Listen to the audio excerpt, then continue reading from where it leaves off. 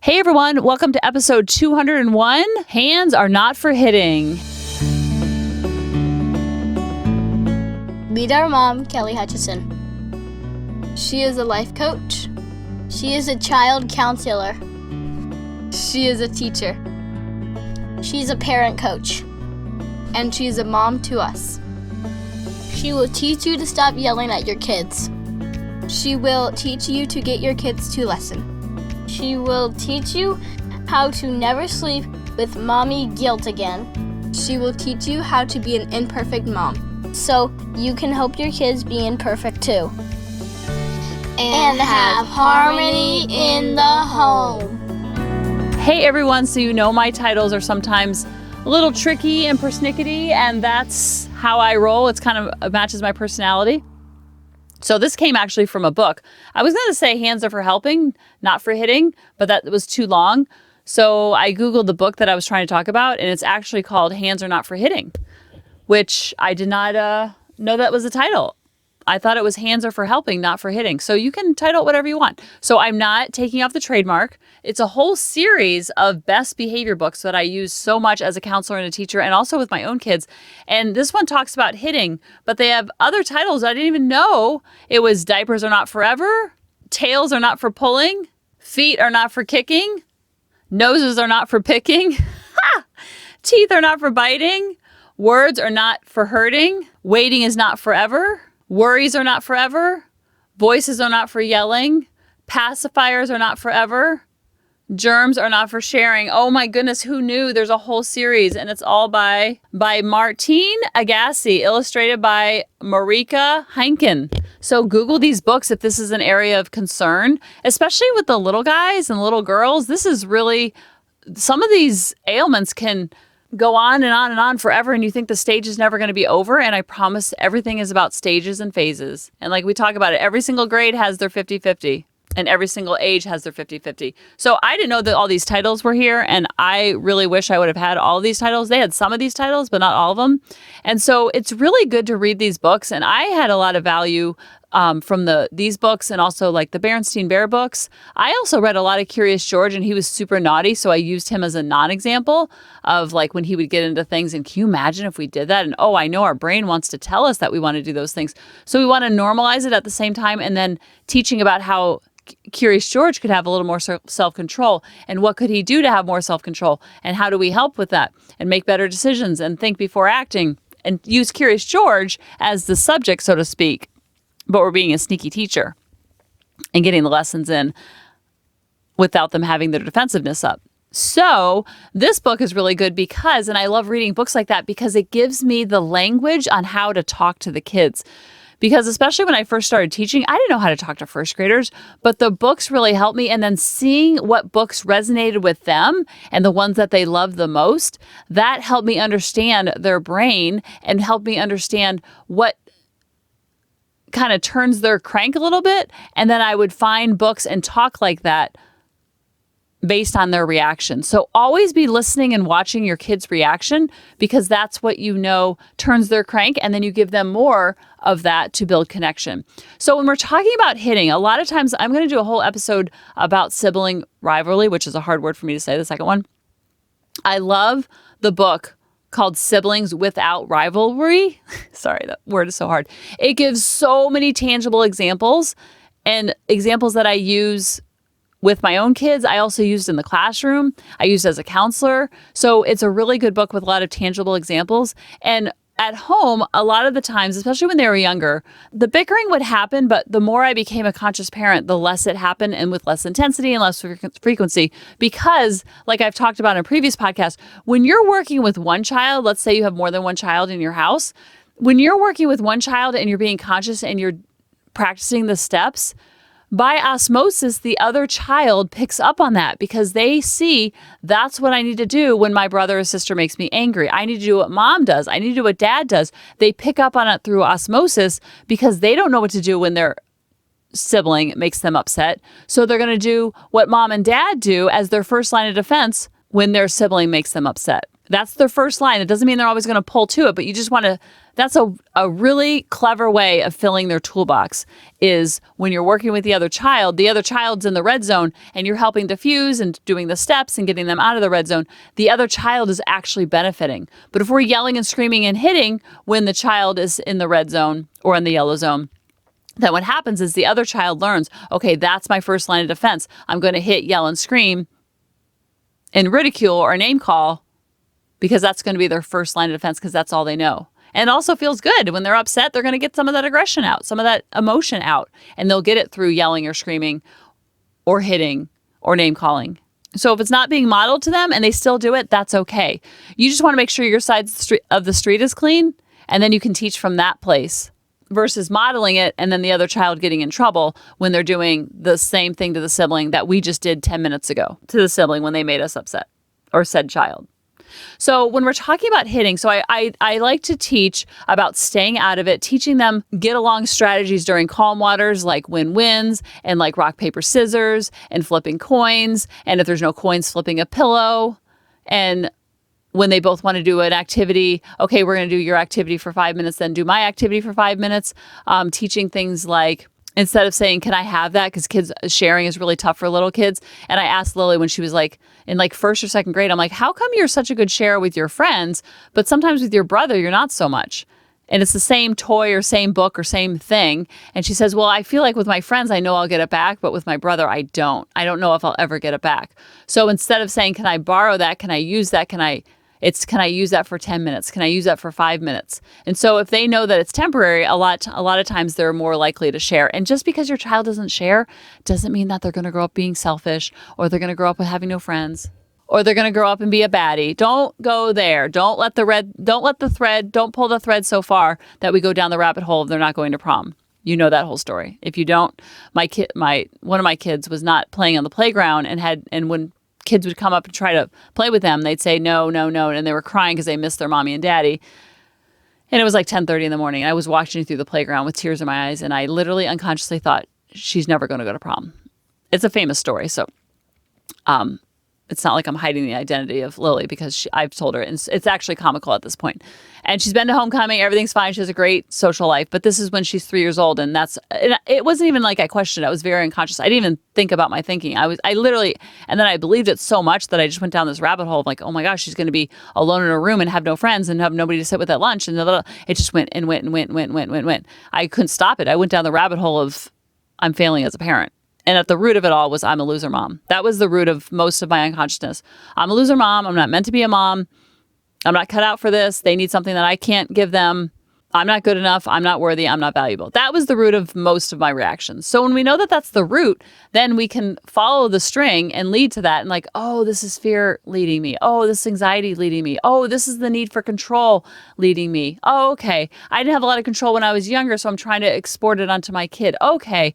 Then we're kind of aware of it and we're onto ourselves. And awareness is key. And then shame can't live in the dark. So when you bring light to it, you bring light and air to it, then you bring transparency to the ego, and then it's not so scary. So when we're talking, I always like to try to stay out of it and teach them calm, get along strategies during calm waters. Like anything, you want to teach everything you want to teach your child during calm waters, and then you also want to do it through fun and playfulness. With stuffed animals, with role playing, you being silly in the kitchen and dropping a bunch of dishes, plastic dishes, I hope, and then modeling for them of how to stay calm, even though you just dropped all the dishes. So with hitting, it's a little bit different because you do have to intervene because, yeah, you want to stay out of it. But if someone's getting pummeled and they're being thrown across the room, not really, but you know what I mean? You want to intervene. So one strategy that I teach that really helps is when a child hits another child or a child raspberries in their face or a child whips a toy out of their hands aggressively. What helps a lot of times is that we get in the red zone with our child when we see that happening. And so instead of going to the hitter, you want to go to the hit-e. Now, I know that's really not a word, but you want to go to the victim. And I say victim, I use that term very lightly, but the person who has been hit, because a lot of times it can work both ways. The raspberrying can go both ways. The hitting can go both ways. The name calling can go both ways. So let's just say Sally hits Johnny. So you want to go to Sally. No, sorry. So Sally hits Johnny. So the normal thing is to go straight to Sally and ridicule and yell in her face and shame her and lecture her and just say, that's just horrible. We don't ever hit, and just, freak out on Sally. Another strategy to try, just to think about, is go to Johnny and talk to Johnny first and ask how Johnny's doing. Give him loads of attention, loads of empathy, loads and loads of how that must have made him feel. And we're ignoring Sally at the moment because Sally's going to go back into the yellow and green zone. And at the same time, we allow ourselves to go back in the yellow or green zone, because going off on Sally is only going to bring us deeper into red and her deeper into red as far as the zones. So when we're giving all that grace and the hugs and kissing the boo-boos up to Johnny, it gives us, Sally and myself, a chance to calm down and get ourselves back into the yellow or green zone. And so once you see that Johnny is more in the green zone, because Johnny is in the red zone because he's feeling sad or hurt or dismissed or beat up upon. So we're going to get Johnny into the green zone, and we might need to get him ice. We might need to give him a tissue. We want to do active things to help him feel better and talk about his emotions, talk about how he's feeling. He doesn't have to do any talking, but we can say like, oh, I bet that hurt your heart. Oh my goodness, that was so sad. It made me sad too to see that. Oh, and we don't mention the child's name that did the thing. It's all the attention's on Johnny. And this is a really good strategy because you're also modeling what Sally needs to do next time she sees someone hurt. Even if she didn't do the hurting, so to speak, when we're talking about like a tissue or a bag of ice, or when I was working in the classroom, I didn't always have access to a bag of ice. So I would say, let's go get a wet paper towel. The amount of things that a wet paper towel could heal, oh my goodness, night and day. If someone fell down, like, oh no, you fell down. Who wants to get them a wet paper towel? Oh, what a kind heart. Thank you for going. And no one pushed him down. He just fell down. He had sand all over his face. And so the wet paper towel was like the most healing thing ever. Or it might be a Band-Aid, or it might be a Neosporin. And even if there isn't an actual cut, sometimes we can get Band-Aids because kids know what Band-Aids stand for. There's a boo-boo.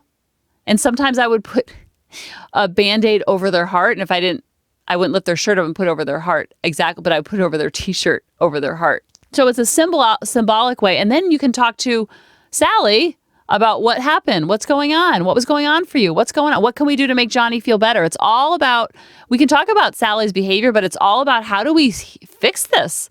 How do we make Johnny feel better? I don't know. What do we should do if she's in the green zone? And then, if it's something more severe, you can go to, writing an apology note. You can have them go get their stuffed animal, a box of tissues, ice, an ice cube. So we had something in our house called the Boo Boo Bunny. And I don't know where I got it, but it was a bunny made out of a washcloth. And it had a little ice pack in it. I'm sure if you went on Amazon or Google, the Boo Boo Bunny or the tame turtle or whatever name we want to give it exists. Or you could just have a bag of ice always sitting in the freezer, and you could call it the Boo Boo bag. So it doesn't have to be something we buy off Amazon. We just have to get creative. And when we're in the green zone ourselves, we can get more creative. And when we practice these things in the green zones, that's when we come up with these ideas. A lot of times these ideas came from the kids during the green zone, whether it was in the school or at home, coming up with these ideas and then just putting a cute name on it. It's almost like you're having a marketing degree and you're just selling it to the kids as the Boo Boo bag. Like, even if they fall down, it has nothing to do with either of them. Let's go get the Boo Boo Bunny or the Boo Boo bag and help him or her feel better. Let's go get their stuffed animal. Let's go get their favorite blankie, wet paper towel, Band-Aid, Neosporin. And we can pretend to put the Neosporin on it. We're playing and we're using their imagination to our advantage, not taking advantage of their imagination, using their amazing imagination to our advantage and having a light and playful energy around it. And in the same time, we're teaching them. We can teach them so much when this stuff goes on. Because I always teach, we want to stay out of it. But if we do have to intervene and we do have to, because I always told my kids when they were younger, especially when the bickering was more apparent than it is now because they have more strategies, they have more in their tool belt. I would always say, I'm not the referee, I'm not wearing stripes, I don't have a whistle, because what we want to do is we want to pick out the victim and the villain, and then we want to punish the villain, and the villain gets all the attention. But let's love on the victim. Instead, when they're bickering and it's not something that goes physical, my friend Janet Bowe always taught me, she's like, whatever my kids were arguing, I would just say, if you guys can't work it out, I use this forever. I would say, if you guys can't work it out and you have to get me involved, then that means we're going to have to be pulling weeds, or we're going to have to do chores, or they would both have a natural consequence. And the consequence would usually fit the crime, so to speak. And it was usually time related. Like, it sounds like you need more time together. It sounds like you need more time together to figure this out. And so then the natural consequence, yes, weeds didn't have anything to do with what happened, but weeds is a very relaxing. My sister and David love pulling weeds for some reason. So we could say, like, it could be something else. It could be anything. We're going to wash windows because windows is a very relaxing way to calm down and get us both in the green zone. So they both have the consequence, and it's not really a fun consequence, but it's something that can help calm them down. It also helps build teamwork between the two of them. Like, you got to figure out who's going to do which section of the driveway, or whatever it is. So that's how you can kind of teach and let them know in advance, this is the natural consequence, that both will have a consequence. And so all of a sudden, it's amazing how they work it out. And a lot of times we're not even there when it happens, so we don't have to hear both sides of the story. And let's say it's a toy that they're so angry and then they throw a toy. The normal thing, and the brain wants to go straight to the child that threw the toy and lecture and be Charlie Brown's teacher. But sometimes what's more effective is going to the toy, especially when they're younger. Remember, they think Toy Story is a real movie. They think toys are real and living and can move and can talk when we're not home. So use that to our advantage. Use the toy and use the same exact strategies that we just talked about with the child, and go to the toy and be like, oh, toy, are you okay? I'm so sorry. Oh, I know that must have been so scary for you to be thrown across this room. Did you get motion sickness? Do you need a boo-boo bunny? Do you need to go on top of the refrigerator, calm down where you feel safe and no one's going to throw you across the room? I bet that's so scary. I always use the top of the refrigerator as like a place to like have the thing chill out. Not the child, obviously, but the toy. And then when they got older, they could reach the top of the fridge. I'm like, now I use the attic. Do you need to go in the attic to calm down? So you can talk to the toy like it's a living being, and put a Band-Aid on the toy. Have fun with it. Have the child write an apology letter to the toy. If they can't draw, have them make a card for the toy. They can do the same thing for their brother if they can't write sentences. They can draw a picture. Get the Boo-Boo Bunny for the toy. Give the toy a hug. Give the toy a tissue. So these are all strategies to deal with different things. And the books really help because it gives you the language to use with said child. Whatever the issue is, get the book, hop them on their lap, open up the discussion. You're doing it through the book. You're being a sneaky teacher, not a sneaky human. And then you can get so much feedback from them during the green times and the green zones. So then when they get in the yellow and red, you have strategies and you have things in your tool belt to pull from, because you know from said conversation 2 nights ago when they were on their lap all calm and cuddly of what turns their crank. And then during these tricky times, you're building connection. And when you have connection, you have more cooperation. And when you have more cooperation, like anything, you have more harmony in the home. I love you guys, and I'll talk to you next week. Bye-bye.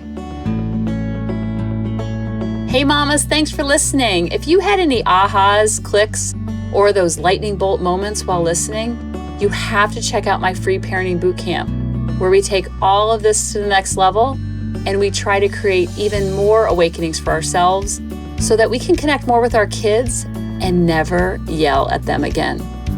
You can sign up at www.coachingkelly.com. And if you really want to fill up my love cup, send me an email of what your aha was, what your click was. What was that lightning bolt moment while you were listening? I want nothing more in life than for you to have harmony in your home and to learn how to be an imperfect mom like me, which allows your kids to be imperfect too, each and every day. Thanks for listening.